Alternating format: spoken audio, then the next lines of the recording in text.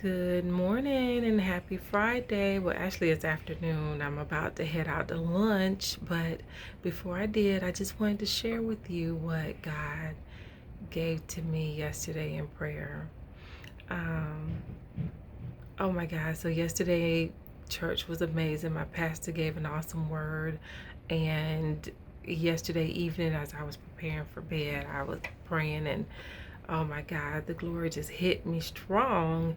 And I began to, um, God took me to Habakkuk 2 again. And as He took me there to um, not just writing the vision and making it plain, but also it was more about the tarrying part. And for some reason, I just love when the Holy Spirit take over. I just begin to thank God for the vision tarrying. I don't know why. I ended up saying, you know what, God, thank you so much that you let my vision tarry and you let visions tarry. Because if you would have gave us the vision when we initially got the vision, we wouldn't have got exactly what you wanted for us. And I was like, whoa, that was so good, Holy Spirit. It's the truth. If we would have got what God showed us, you know, 10 years ago, it wouldn't have been exactly what God wanted us to have. And let me explain. So I remember when I retired from the military and I moved out here to Florida, and my whole thing was God gave me a vision of owning my own business. And the only thing I saw it was a regular storefront. And that's all I really wanted. It's a regular store, a regular retail, just like the Rainbow, just like Cato's or whatever the normal, just a regular store. Whether you found it in a mall, whether you found it in a plaza, I just wanted a regular store. And that's what the initial vision was owning my own business. But over the years, as God has matured me and cleaned me up and changed me and made me wiser, more knowledgeable, better, and now the way who I am today was not who I was 10 years ago. And even though God showed me the vision 10 years ago, I'm not that same person. And as I grew, the vision grew. The vision changed. And so now, when I see the vision again, I don't see a storefront. When I have a desire to do it now, I don't want a storefront.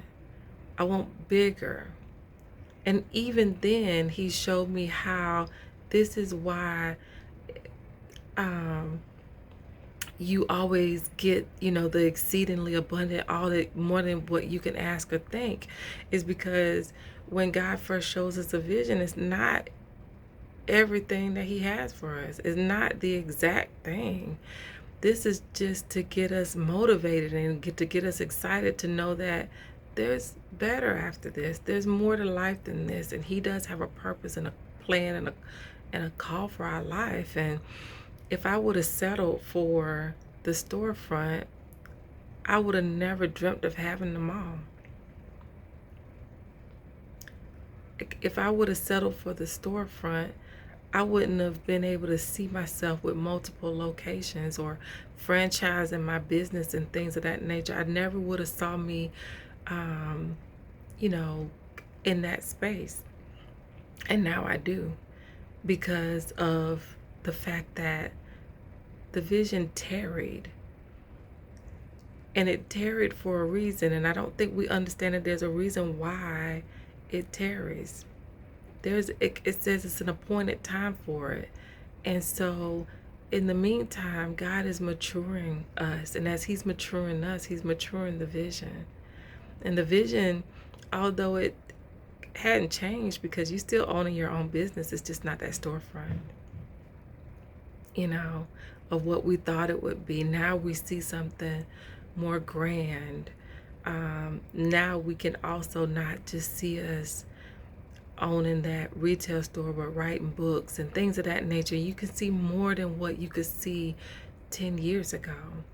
And I think that was a part of why the vision tarries. And you have to wait on it because it's maturing just like you are.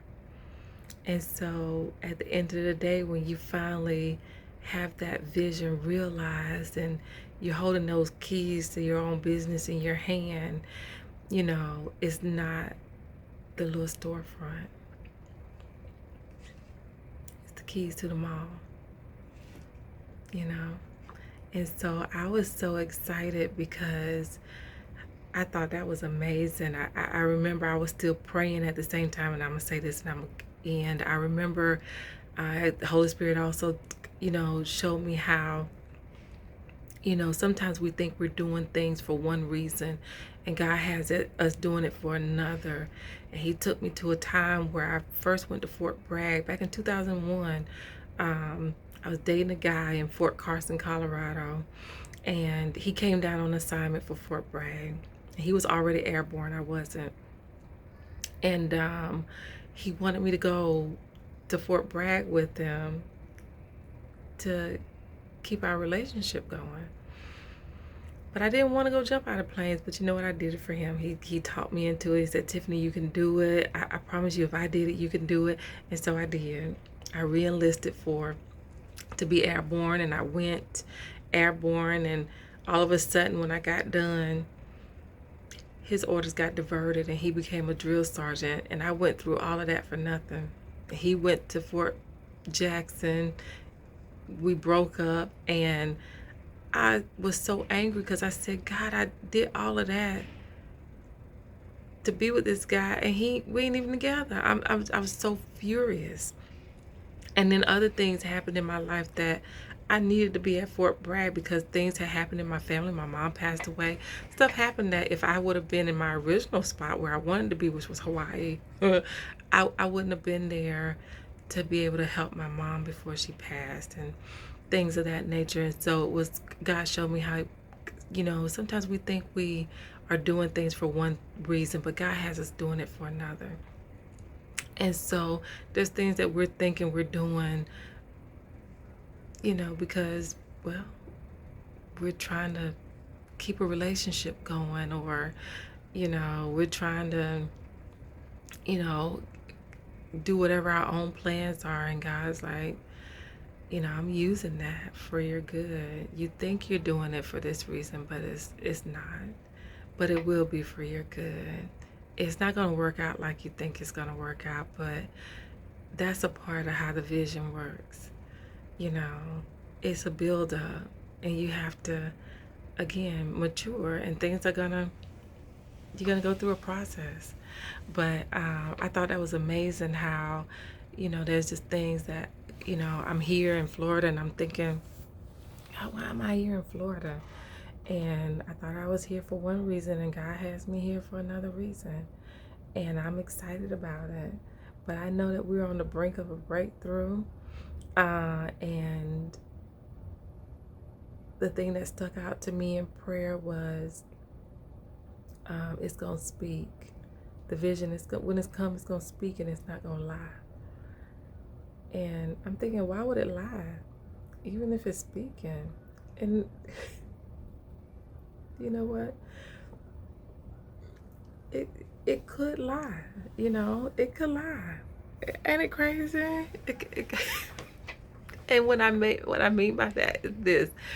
I said I wasn't gonna say nothing else, but the Holy Spirit got me going another way. It can lie if we get it prematurely. Anything premature that's not full term, it's not healthy, it's not strong enough, it wasn't ready to be, you know, conceived yet. But what God has for you is a full term thing. It's healthy, it's strong, it's everything you ever wanted. And again, you have to remember, when God blesses you, it makes you rich and it doesn't add any sorrow with it. And so if you're having headaches and stuff, it's probably because it's a vision premature that we tried to make happen, and it wasn't God making it happen, it was us making it happen. And we have to remember, it's not our will, but it's God's will that needs to be done. So I'm gonna end it there, because again, I could keep going on and on and on, and it's already, nearly 12. So I want to get out and get back so I can finish working, because I have a lot going on today. But I hope this blesses you. I'll be back with another word from the Lord. But as always, I love you, and I will talk to you later. Bye.